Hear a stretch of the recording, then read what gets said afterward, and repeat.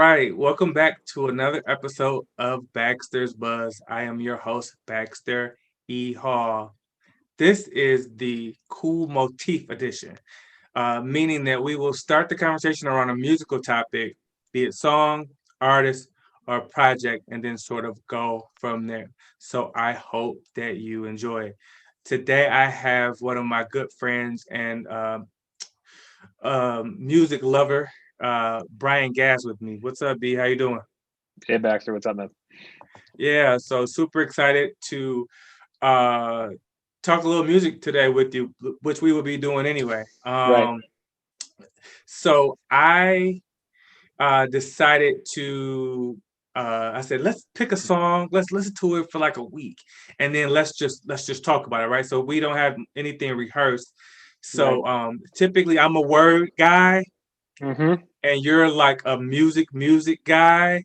And so I thought that if we had like some real genuine conversation, like on the fly, I think there may be some really good Yeah, conversation to come out of it. So, for sure, man. um, Yeah, this is kind of what we've been doing for almost 20 years now.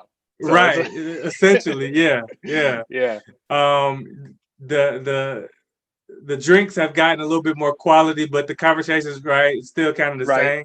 Yep. Yeah. So, I was kind of Stevie Wonder is sort of like I really started the podcast the with the Stevie Wonder song, and so he's so important to me, just in general, and arguably the greatest at any genre. I thought we need to stick in this realm, and so I decided on a song that I was hoping that you weren't as familiar with, Yeah. because I thought it would be like a gift from me to you, because I knew you would enjoy it.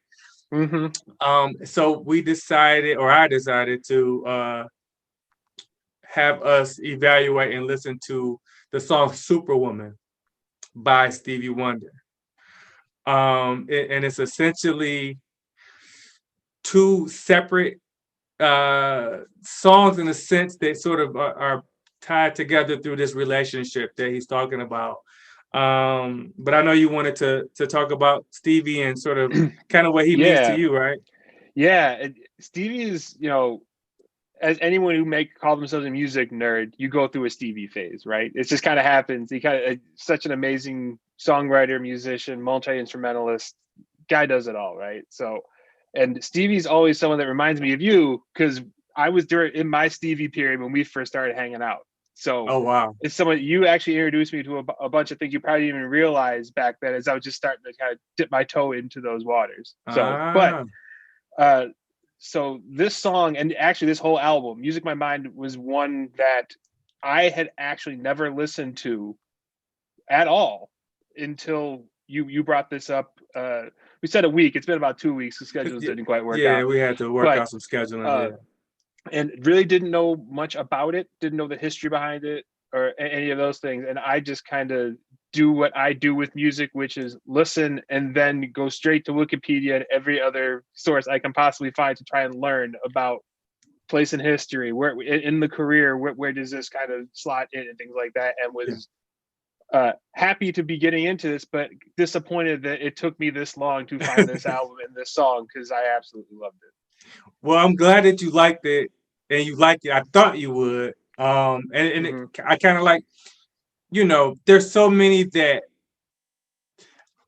there's like Stevie like number one hits, and then it's like Stevie like uh that black people we all know that we think is a hit, but it was like number 48, like it topped out at number Right. 48, but like every black person like knows it, right? And then there's these like hidden gems that are mixed in with these B-sides Yeah. that you go, dang, everybody doesn't know this. So this was one of those that was like perfect match as far as like such a great song, but not well known, like not very well known, like Right. not one of his It, hits.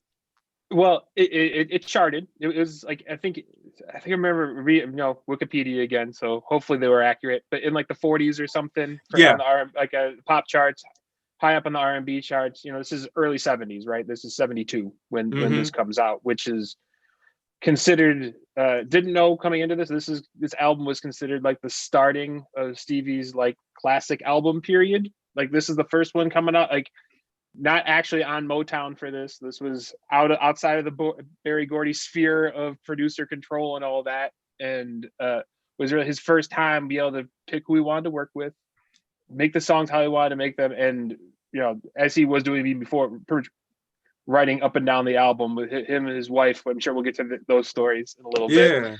But it was just a really cool kind of window into what was going on then in Stevie's life and other things that were going on in the record industry that I really wasn't tuned into before kind of going down the rabbit hole like I do. Yeah, Stevie started a lot of junk at Motown, really fighting for his creative freedom.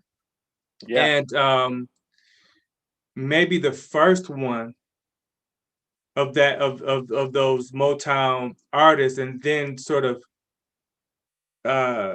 set a trend, right? And it was Marvin after that. Very soon after, like within months. Like these two albums, this and What's Going On, are like within 6 months of one another. As far as Motown albums aren't really Motown albums, right?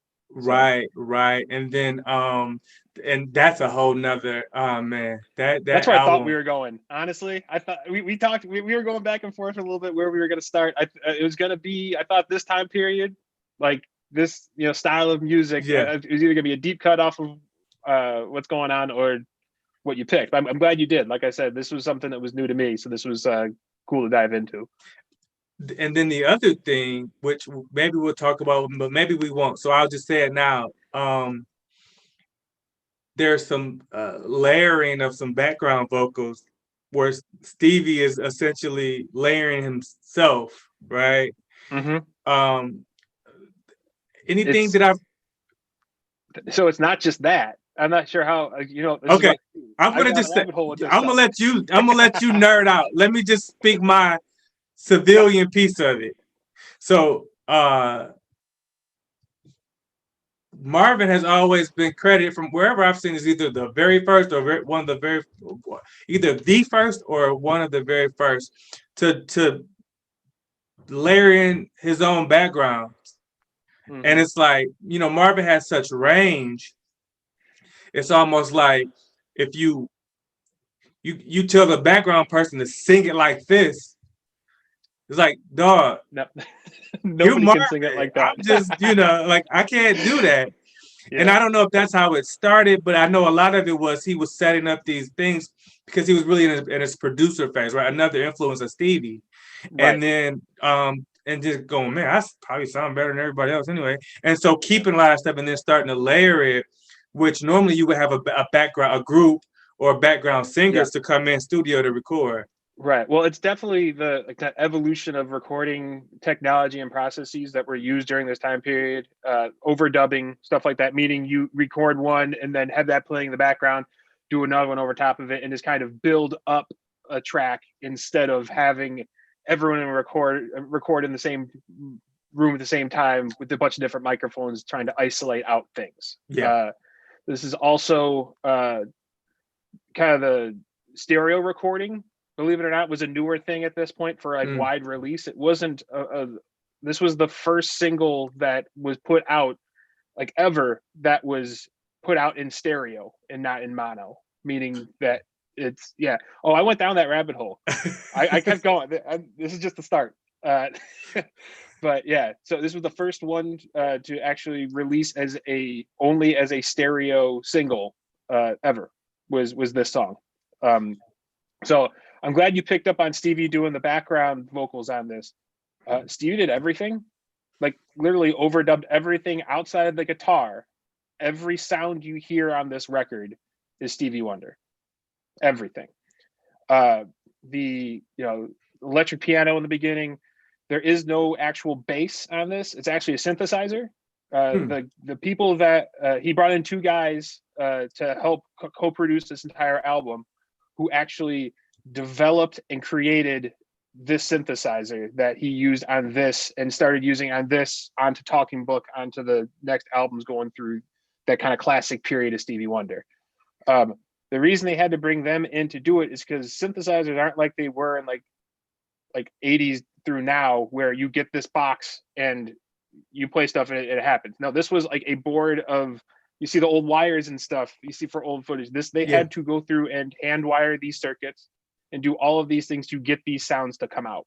So it's wasn't the first artist to use it, but one of the first ones to use it so prominently across this. Yeah. Pink Floyd, some other, like there's some bands that were doing it at the time, but you pretty much had to have these mad genius type producers in there to knew how to not only produce this sound, but how to record it and how to make it sound good, right? Yeah. Which is where, when they were all over this album and through the next few albums, this was their first album working together, where they kind of were feeling each other out and getting everything right, and then use that through Talking Book, which is the next Stevie album that comes out like 6 months later. Yeah. He was which is kind of on a crazy. roll.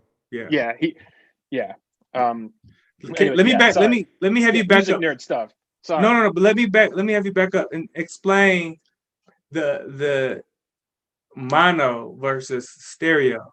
Yeah. So you'll probably notice in some songs where you see you just have like certain voices, certain instruments in one ear versus the other, or what they call pan, from it'll start here and then come over here as you're listening to it. Right. That wasn't a thing, because when they were recording up until this, it was mono, meaning it's one, you get the same signal out of both speakers or through both headphone signals. That's the way they were, like everything was done, because it used to be just one speaker. Stereo sound wasn't something you really even had until the late 60s. So you would be releasing both mono and stereo versions of both LPs, and singles were always mono until this.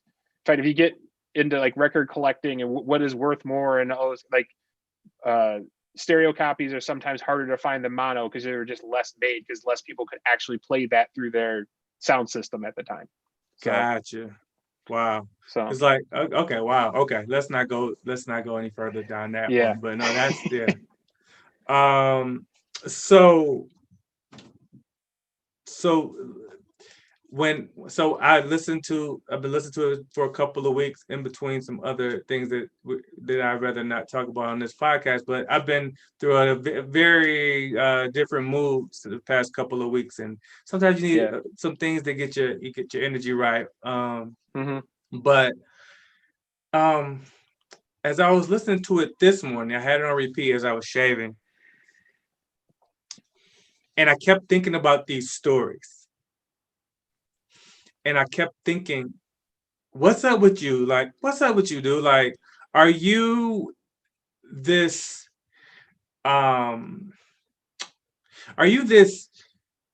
bitter guy that's like resentful that this woman has, maybe we should back up and talk about the lyrics. Yeah. So we can kind of go there. So Superwoman, right? He talks about Mary wanting to be a superwoman, and he talks about, it's almost as if he's implying that but he goes, but is that really in her mind? So like he's almost implying like, is this real?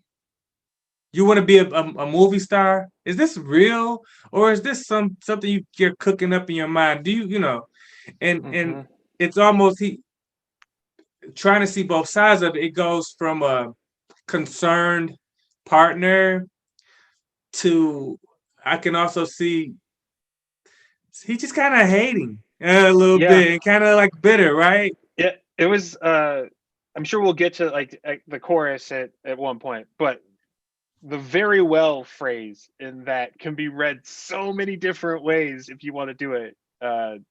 Very well, almost like dismissive.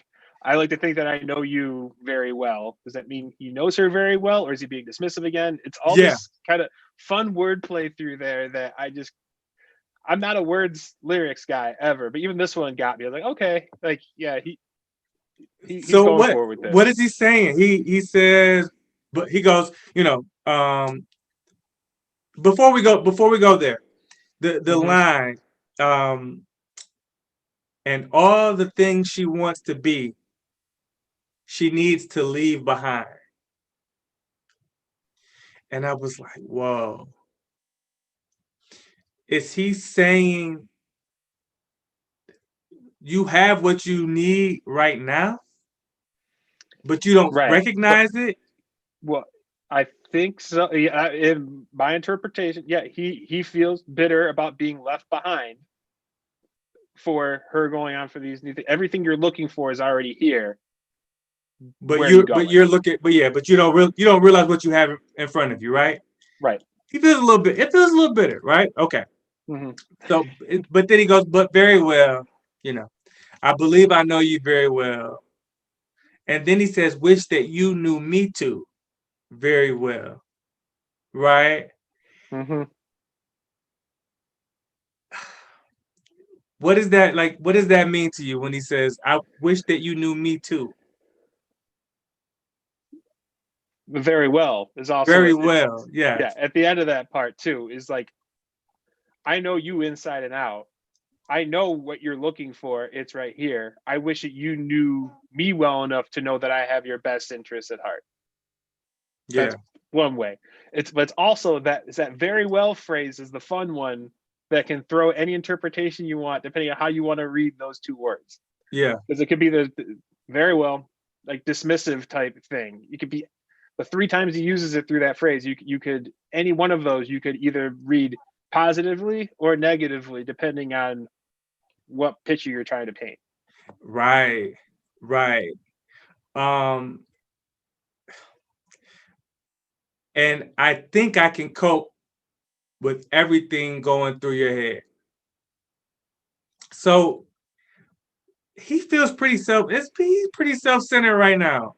And and a little, a little resentful for the fact that she has dreams outside of maybe him and the life that they've maybe started or that they had. Mm-hmm. Yeah. Right? I mean, Yeah. I thought he was concerned, and maybe it was just me trying to defend the men. And like the more I listen to it, I'm like, man, I don't know if I could defend you anymore, Stevie. Like, Yeah. It's it I read it as bitter too. okay, Especially I think when we're talking about this is like you mentioned earlier, kind of a song of two parts too. right, So is it supposed to be chronologically? Is it him looking back from the second part of the song back to this first part? Like there's a couple other ways to read that too. So it's a fun song lyrically.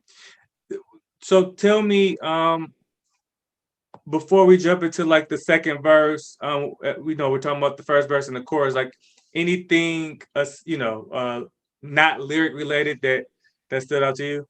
Yeah. Well, I think I mentioned before. There's Stevie plays almost everything on all this, including background vocals, except for one.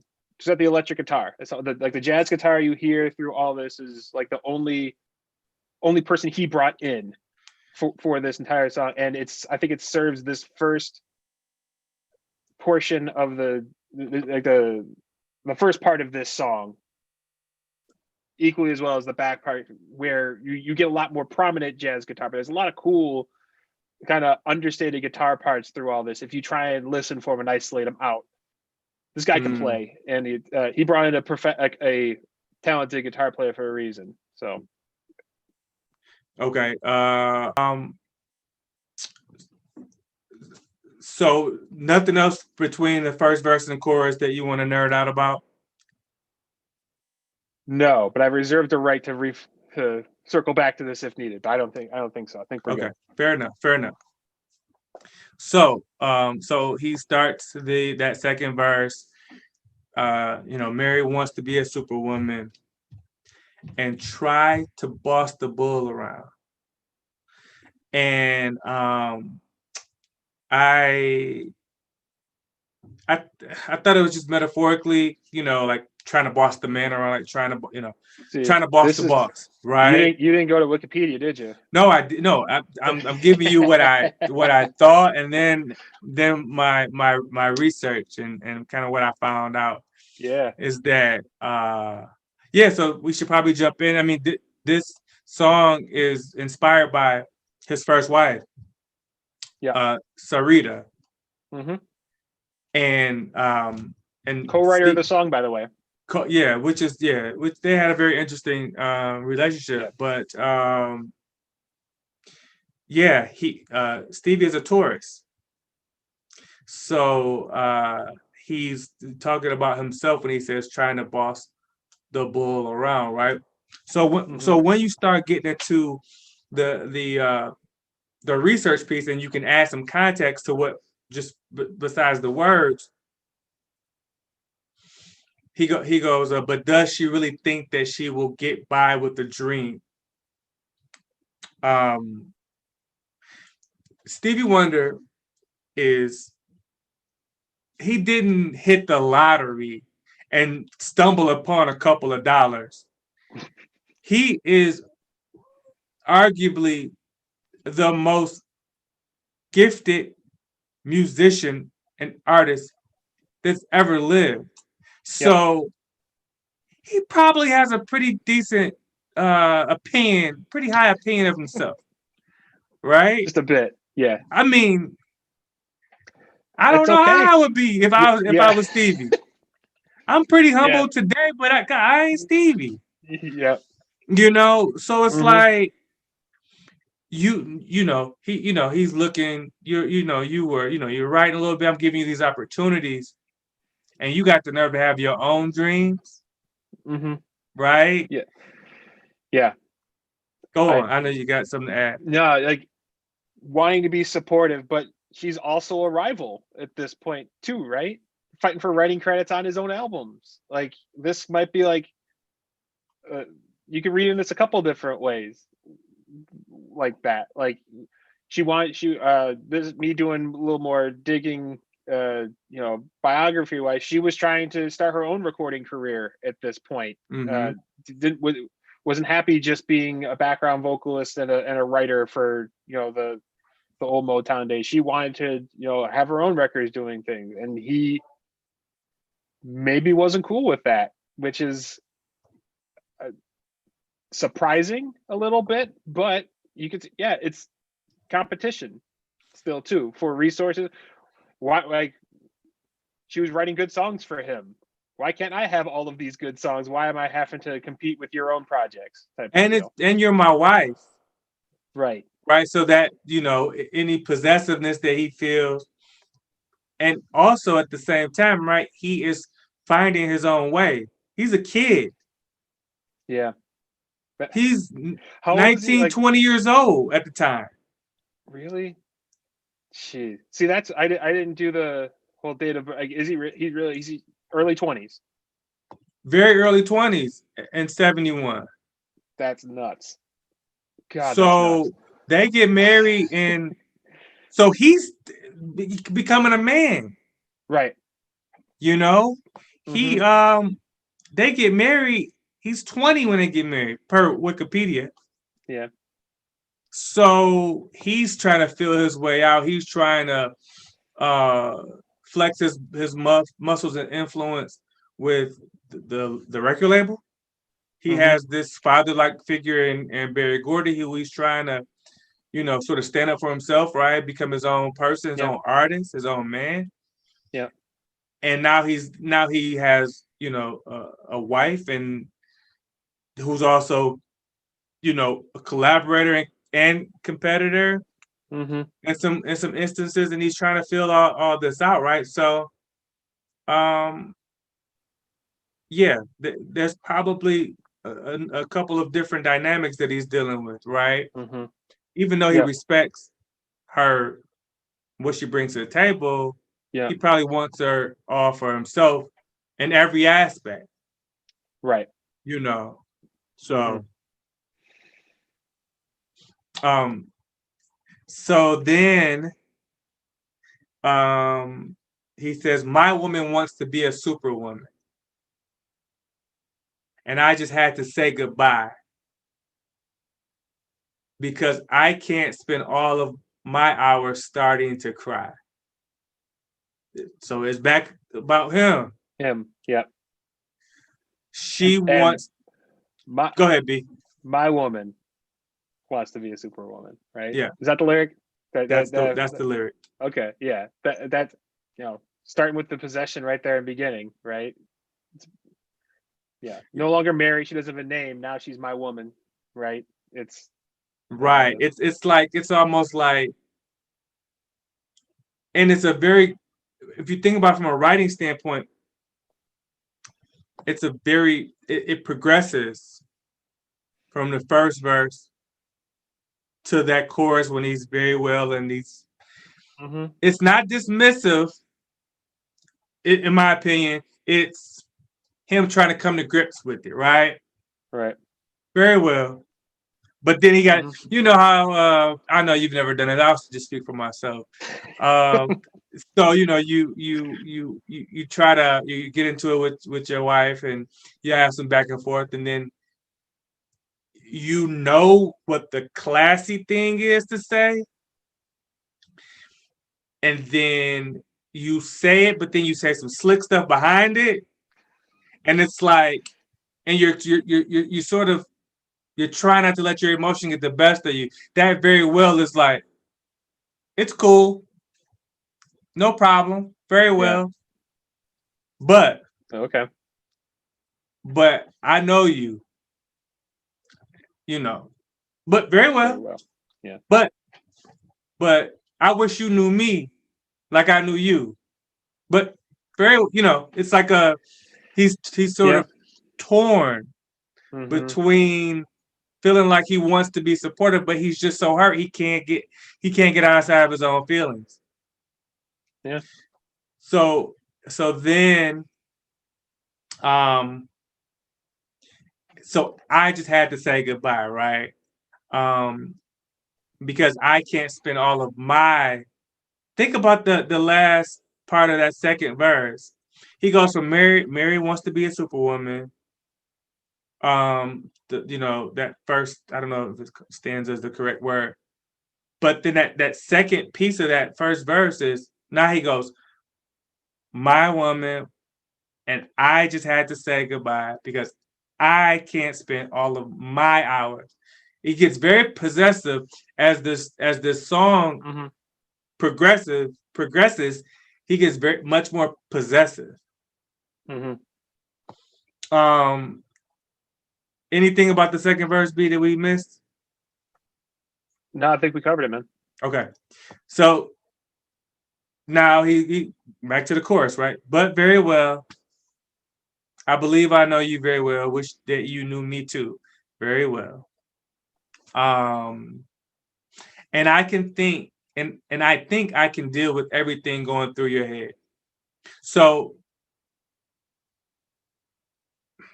you're growing, you're doing these things, and somehow it's still about me. I think I can deal with everything going through your head. I'm going to try my best to be here for you, but I'm terribly insecure about this whole thing. Yeah. Right. Yeah. It's a very much. It feels very. He feels very torn between two feelings. Right. Wanting to be supportive, but he just doesn't have it in him. Yeah. Now. So we get to this bridge, right? Yeah. And synths all over the place, like crazy, like kind of mellow synthesizer through all that, kind of whole tempo change, mood shift of all of that, which is a very the start of this like classic Stevie transitions normally between actual tracks on albums, but in this he does it within one song where he takes one feeling and does this nice transition to something totally different where you don't even realize it's happening until you're halfway through the next song. Yeah. So from a music standpoint, is that transition, does it feel like is it a true transition in your opinion musically? Is it some sort of like cleansing of like the palette, like Yeah. to kind of go into the next piece of that? Like, how do you view that from like a music standpoint? Yeah. First, should have gotten this off. Not classically trained, My mom's a music teacher. That's about all I got, and I barely paid attention half the time. I just listen to a lot of music and think I enjoy things from a bunch of different genres and just Okay.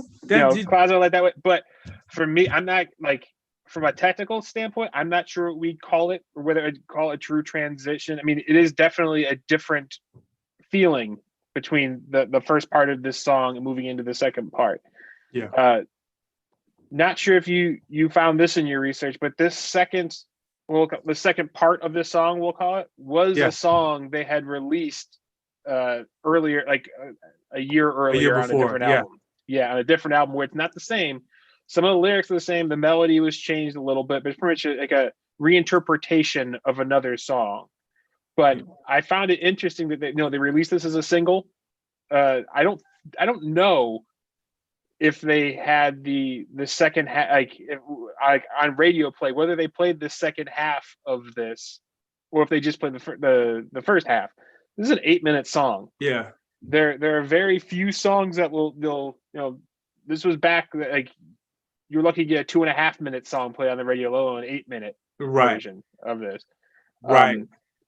But but I see it as two different songs, mainly because they released the second part of this as a different song a year before. But so I had to go back and listen to that song, the original song from so by the way, per Wikipedia, this was released in March of 72, right?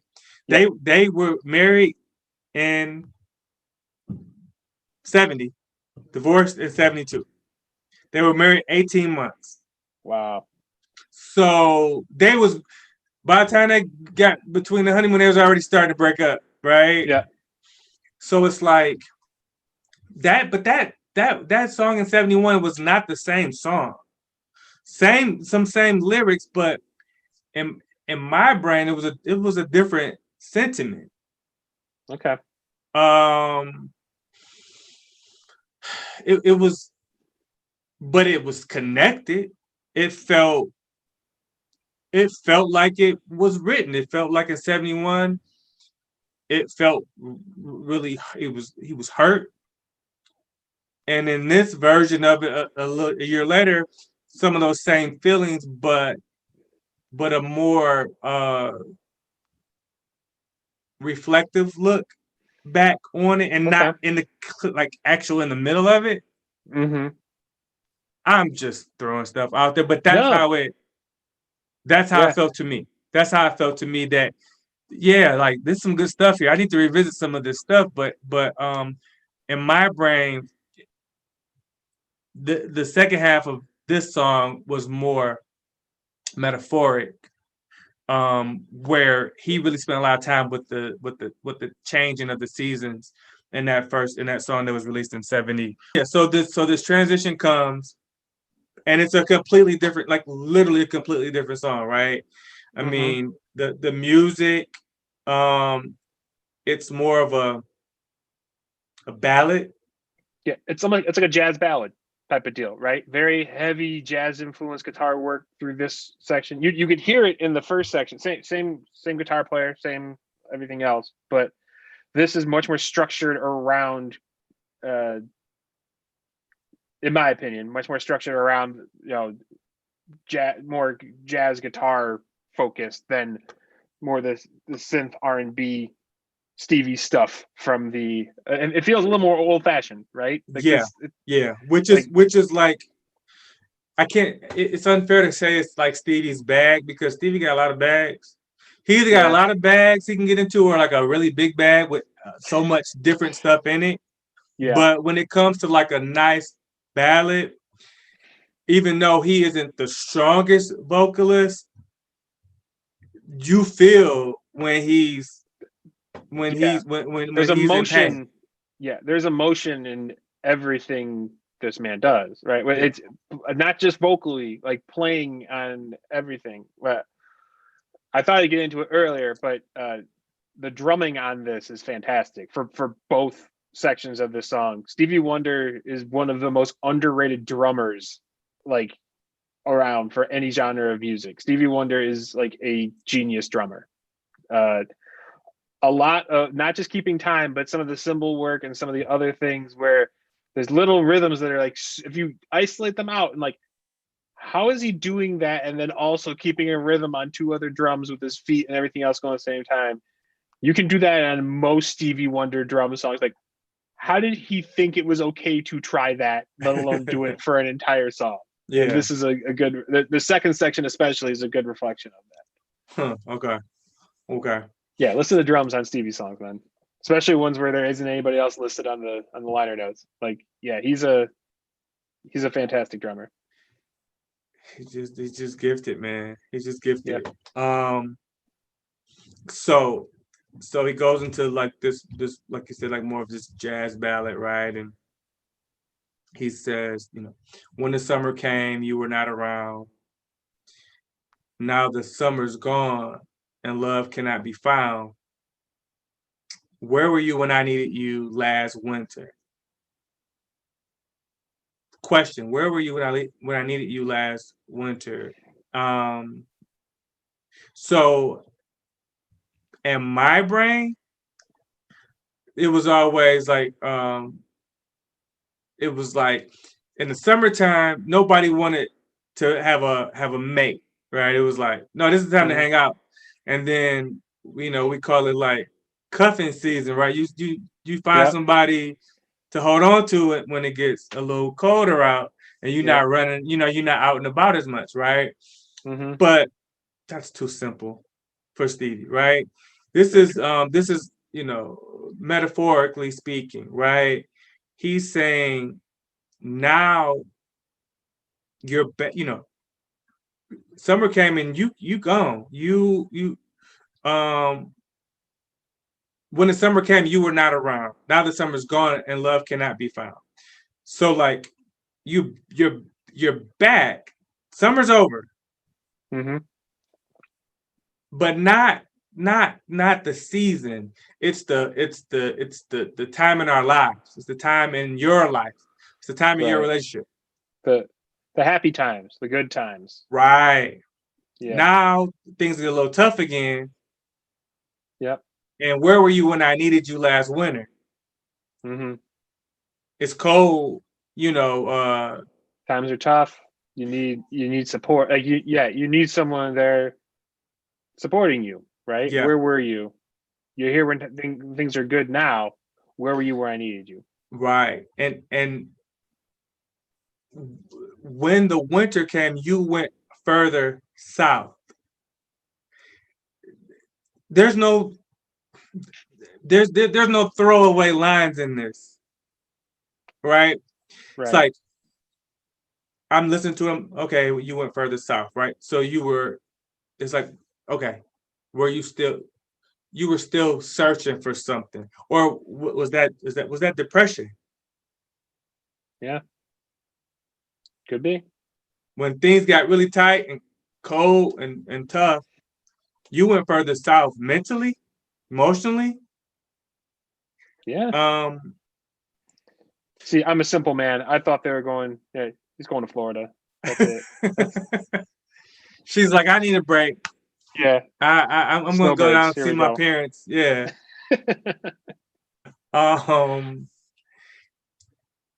Parting from love's nest, right? I feel like she never left. They physically, that they were just in this weird space. And I wrote a note, which I don't know where it is, where she became regretful. He became even more resentful. It's like, why is it that whenever we get chased, we want to run? And then when you start chasing, then they want to run. It's like, come on. So now she's sort of, he goes on to say, but you say now you have changed, right? Now she's saying, I'm sorry. And now he's defiant. he was going through his own emotions, and now he's going through this. Well, but tomorrow's gonna be just like before.